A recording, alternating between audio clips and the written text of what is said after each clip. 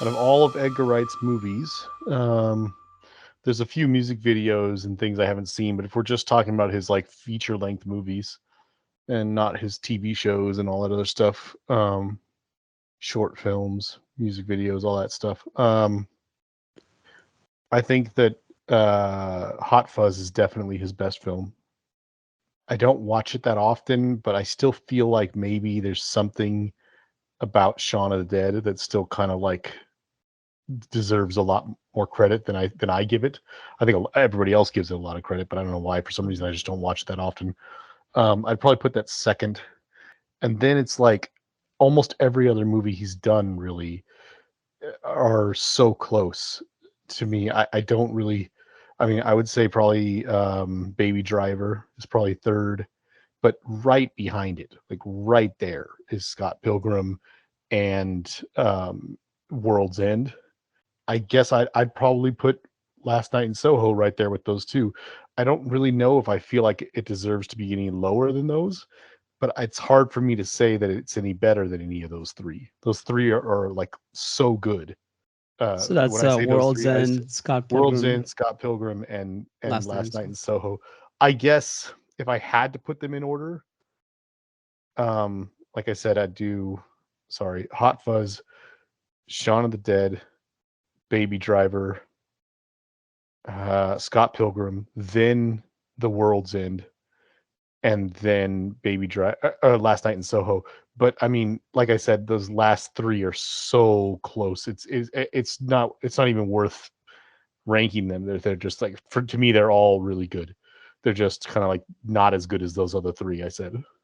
So it's like a tier more than anything. Yeah, like a tier. Yeah, that's a good way of putting it. Yeah.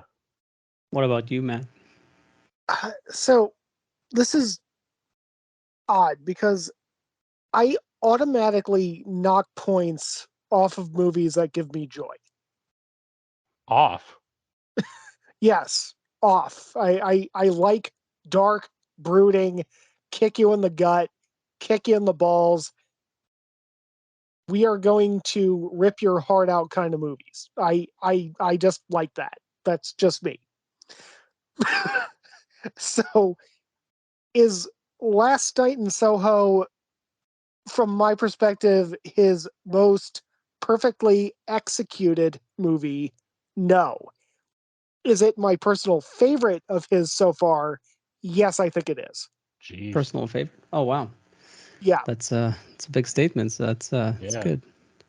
Now, the movie that I think that he made that I also thoroughly enjoy, which did make me happy, but I also think was his most well executed for what it was attempting to be, was Hot Fuzz. So I'm going to put that second. Then it's going to be Scott Pilgrim. Then Shaun of the Dead. Then Baby Driver. Then The World's End. Did I miss anything? I don't think so. Okay. Not of his feature films, no. Yeah. But yeah, I know that I made a bold statement there, but screw it. I think that Last Night in Soho is my favorite of his movies so far. Yeah, I'm not too far from you. I do agree with Jason that Hot Fuzz is his perfect movie. But to me, it is actually also the top is a tier in the reverse to Jason. I feel like Hot Fuzz, Scott Pilgrim, and I would rank them in that order. I give them all eights, but like Hot Fuzz would be first. Scott Pilgrim would be second. Last Night in Soho would be third, but they're all eights. It's just on a spectrum there. Because I do feel like Scott Pilgrim and Hot Fuzz are closer to perfection than Last Night in Soho as far as like what he was trying to do with them. Yeah. And then below that, I like The World's End, and I guess Baby Driver. Yeah, I mean, that's the second tier basically. Like, they're both good movies. Like The World's End is maybe I like it slightly better than Baby Driver. I ranked them both, rated them both sevens. But I have some issues with Baby Driver more so than The World's End. I just felt like The World's End wasn't, even though it's The World's End, wasn't as consequential as some of his other That movies. is a very good way of putting that. Yeah, but that was I like don't the want to whole get point too of it. deep into it, but Yeah. just out of curiosity, like what are some of the like surface issues that you have with Baby Driver? For one thing, I'm not crazy about Baby. Like I'm not crazy about that performance by Ansel. whatchamacallit, Ansel. I was also like, I actually liked him better in West Side Story, but I still think he's not amazing, and I guess he's got some issues, like some accusations against him. So maybe we won't see him in the movies very often. But I don't know. I don't think he's that charismatic or that interesting. So just that's a casting issue right there. And the love story there and stuff was kind of He's incredible. sappy, but to some incredible, I guess. I don't know. It was very generic. Like the only thing that was interesting about that movie is the music and the action and the car The scenes. the The incredible way actual that he plot, weaves the music into everything. but the actual plot was very generic. Like there nothing about it was that interesting. And even just yeah, even what's his face, Kevin Spacey, even though he's good, he's not a good match there for me. I don't know why. Yeah, I can't explain it, but it's just maybe if I'll give it a second shot. I just felt it was also a bit too polished, like it was a bit too clean. Needed to be a bit more dirty. That movie, it Oh, was shot like it was a Disney movie, well, by the like way, Baby except for Driver the is shots.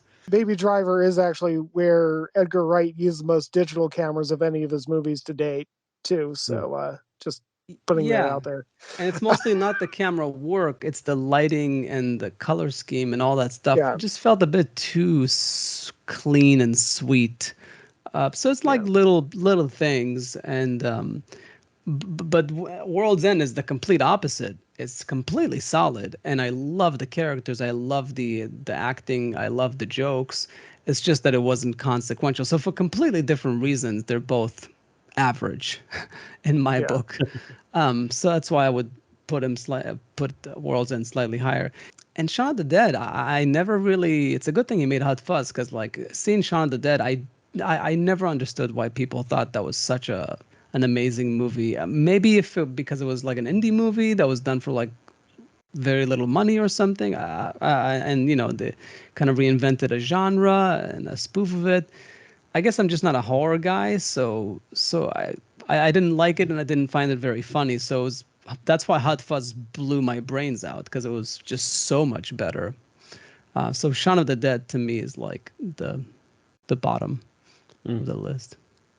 Huh. All right. I like what you said about World's End because I really like that movie. I think it's a really good conclusion to his like they call it the Cornetto trilogy or something like that. It's a good way to kind of cap off those three movies, and it's great seeing the cast that they get together in that one. But I like what you said because despite all the things it has going for it, for being a movie that's about the entire world coming to an end, like you said, there's something that doesn't quite feel like that's what it's about. It doesn't quite hit that tone for some reason. I'm not even really sure why. You know, I think that at the end of the movie, spoiler alert, but they kind of show that a lot of the world has been kind of like decimated or something like that, and it just doesn't even really feel like that matters that much. Well, because it technically doesn't, or at least what that movie is about is friendship. It's Yeah, I about know.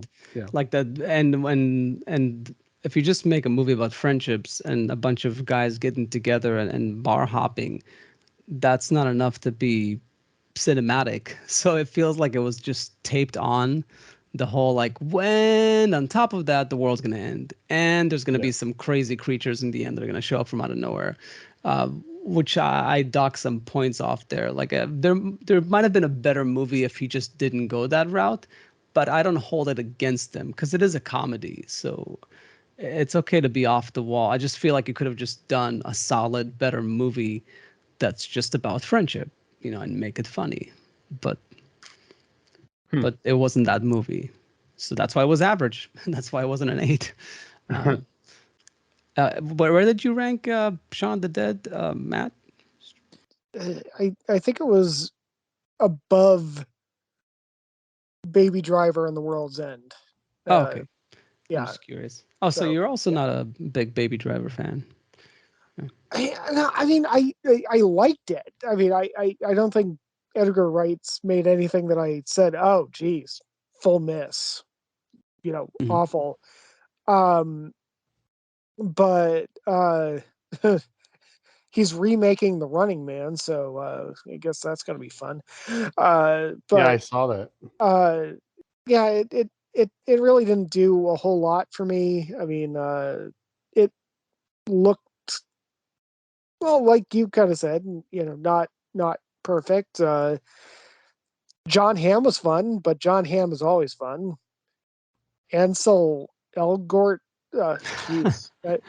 Can you invent a less attractive name? Yeah, I guess the fact that Amber Heard's lawyer in the Johnny Depp trial is actually named Rottenborn. I'm not shitting you. His name is Rottenborn. I know it is. I know. but yeah, he was not all that compelling. It was just it was one of those things where you felt like you. I guess with Baby Driver, you've got the best director, you've got the best traffic cop in the world, and not that much to actually support what he's doing. It's but yeah. Yeah, no, it almost felt like the kiddie version of like Ronin or like one of those movies. you know, like it just felt like it's a heist movie. Like they pull off, or like Heat for that matter. They Right. pull off jobs, and there's crazy nice camera work, but it feels like a kiddie movie compared to those movies. It just feels like, even though the actors are there, Kevin Spacey, John Hamm, you would think like you can make that serious, but the tone is just, it's like the teen version of those movies. I don't know what you guys watched. That's like, I don't know. I That's think what the it felt like. characters are extremely compelling. Like from John Hamm and I cannot remember the actress that plays his girlfriend, but she's outstanding. Lily James. Yeah, I Lily think, James. no, John Hamm's girlfriend.